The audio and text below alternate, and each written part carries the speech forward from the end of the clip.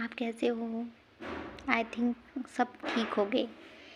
आज का हम पढ़ेंगे, आज का टॉपिक है स्ट्रेप्टोफाइलोकोकस। जैसे कि मैंने पहली वीडियो में कहा था कि मैं एक नया टॉपिक लाऊंगी, तो आज हम उसी के बारे में बात करेंगे। ये होता है स्ट्रेप्टोफाइलोकोकस। इसमें हम बात करेंगे सबसे पहले कि स्ट्रेप्टोफाइलोकोकस होता क्या है, इसकी क्लासिफिकेशन, मॉर्फोलॉजी, फिर हम पढ़ेंगे बायोकेमिकल, लेबोरेटरी और कल्चर प्रोसेसिंग आदि।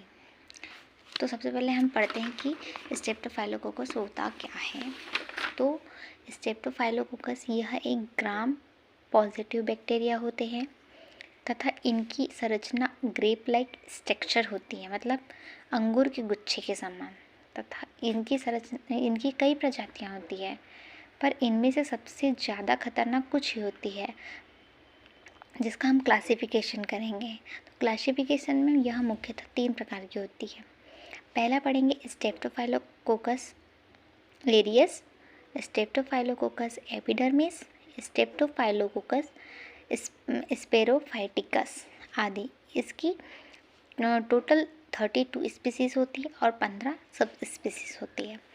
स्ट्रेप्टोफाइलोकोकस जाइगोटिक लेसिन्स होते हैं तथा यह गोल्डन येलो कॉलोनी बनाते हैं, मतलब जो इनकी कॉलोनी बनेंगी वो गोल्डन कलर की होगी, गोल्डन और येलो कलर की होगी, मतलब भूरे और पीले कलर की। तथा यह नॉर्मल स्किन सॉलिड मीडिया में वाइट कलर की कॉलोनी बनाते हैं।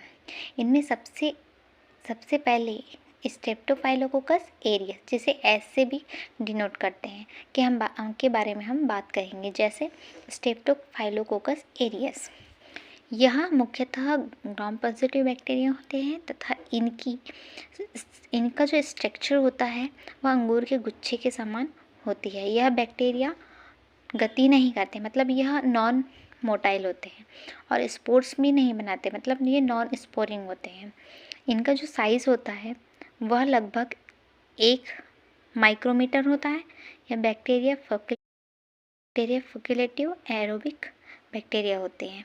कुछ स्ट्रक्चर के पास कैप्सूल पाया जाता है, इसी कारण इसे फाइगोसाइटोसिस की क्रिया करने से रोक देते हैं तथा पेप्टिडोग्लाइकेन लेयर बैक्टीरिया को मजबूती प्रदान करती है। फिर होता है थायनिक एसिड, यह मनुष्य के लिए बहुत ही खतरनाक होती है। यह बैक्टीरिया की परत पर पाई जाती है। फिर दूसरा होता है टॉक्सिन्स। डिफरेंट होते हैं, जिसमें से पहला होता है हीमोलाइसिन। वह हीमोलाइसिन किसे कहेंगे, वह जो हमारे ब्लड की कोशिकाओं को तोड़ता है, उसे हीमोलाइसिन कहेंगे। फिर होता है ल्यूकोसिडीन, ये वह होता है जो हमारी बॉडी में WBC को किल करता है, मतलब मारता है। और इंटेरोबैक्टोटॉक्सिन क्या होता है, इन्वॉल्विंग इन फूड पॉइजनिंग, जैसे कि जब हम ठंडा खाना लेते हैं जिसमें बैक्टीरिया या स्ट्रेप्टोफाइलोकोकस एरियस आकर बैठ जाते हैं, जिसे एंटेरोबैक्टीरिया पाया जाता है, जिससे हमें वोमिटिंग, डायरिया, पैचीज, पेट दर्द आदि सिम्टम दिखाई देते हैं। तथा इनमें से 8 एंटीजेनिक टाइप्स होते हैं। पहला A, B, C 1 से लेकर 3 तक, DEH। फिर होता है फोर्थ होता है TST, जिसे शॉक सिंड्रोम टॉक्सिन्स कहते हैं। यह स्किन पर आकर बैठ जाता है तथा उस स्किन को डैमेज करता है।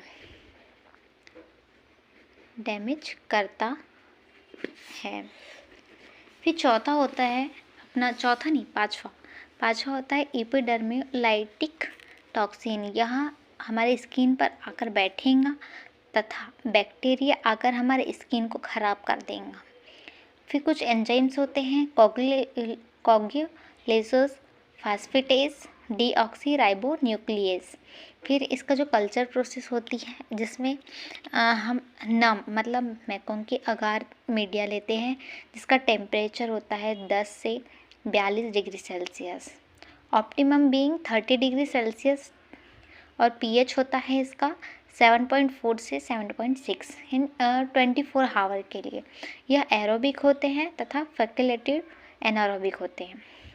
यह सर्कुलर कॉन्वेक्स स्मूथ शाइनी इमर्सिबल होती है। यह गोल्डन येलो पिगमेंट तथा कुछ में वाइट ऑरेंज पिगमेंट बनाती है। Pigment production occurs optimally 22 degree Celsius and only aerobic culture में होता है। कुछ में हीमोलाइटिक होते हैं। फिर हम इसके बारे में बात करेंगे कि बायोकेमिकल रिएक्शन, उसमें कैटालिटिक पॉजिटिव होते हैं, यूरिया पॉजिटिव होता है, निकल्स में परिवर्तित हो जाता है। मिथाइलेन प्रोड्यूसर जिसे एमआरबी कहते हैं वो पॉजिटिव होता है। बीपी भी पॉजिटिव होता है जो, लेकिन इंडोल जो होता है अपना नेगेटिव होता है। फिर हम इसके पैथोजेंस के बारे में बात करेंगे। पैथोजेंस की बात करें तो इसमें पहले आएगा क्यूटानियसिस इन्फेक्शन। यह बैक्टीरिया शरीर में के ऊपरी भाग में जैसे स्किन को नुकसान पहुंचाता है और स्किन पर घाव बनने लगते हैं, मतलब डॉट्स जो धब्बे वगैरह रहते हैं वो जो बैक्टीरिया की वजह से होते हैं। फिर दूसरा आता है डीप इन्फेक्शन। यह हमारे जो शरीर के अंदर जो टिश्यू होते हैं उनको नुकसान पहुंचाते हैं, मतलब डैमेज करते हैं। फिर तीसरा होता है फूड पॉइजनिंग। जब यह हमारे बैक्टीरिया शरीर के अंदर आता है तब यह इंट्रोटॉक्सिन शरीर में छोड़ देता है और इसी वजह से फूड पॉइजनिंग होती है। फिर नोसोकोमियल इन्फेक्शन, यह नशिका के अंदर इन्फेक्शन करने लगता है। फिर पांचवा होता है स्किन एक्सप्लोटिव डिसीज़। कोशिकाओं को धीरे धीरे टूटने लगती है तथा यह बहुत खतरनाक डिसीज़ होती है। फिर आता है TSS, यह हाथों की हड्डियों को टूटने लगती है इसमें, है ना, तथा कई प्रकार के लक्षण दिखते हैं। फिर हम बात करेंगे लेबोरेटरी डायग्नोसिस, जिसमें हम सबसे पहले सैंपल कलेक्शन लेंगे। अब हम किसका सैंपल ले सकते हैं अपनी बॉडी से, तो सबसे पहले हमारी बॉडी में पस होता है तो पस का ले सकते हैं, स्टीम का ले सकते हैं, ब्लड का ले सकते हैं, यूरिन का ले सकते हैं, CFSF का भी ले सकते हैं, फूड या वोमिटिंग का भी ले सकते हैं और स्टोल का भी ले सकते हैं। फिर हम डायरेक्ट माइक्रोस्कोपी करेंगे। माइक्रोस्कोपी में क्या करेंगे, हम किसी भी एक सैंपल लेंगे।